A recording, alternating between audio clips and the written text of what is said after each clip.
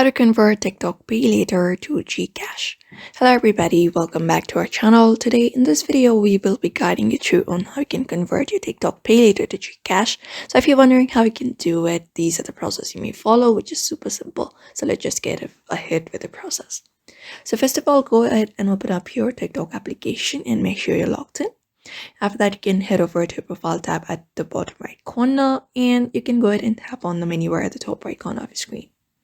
After that, you can find this balance section under the TikTok Studio. Just go ahead and tap on it and wait for the page to be loaded on your screen. So here, after you have successfully reached here, what you're gonna do is you can find exchange option if you already have some balance available here.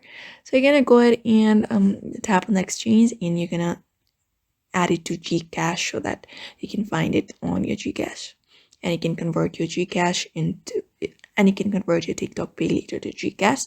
So it is very easy. You just need to follow up the method and head to where balance, and you should be able to convert your TikTok Paylater to Gcash.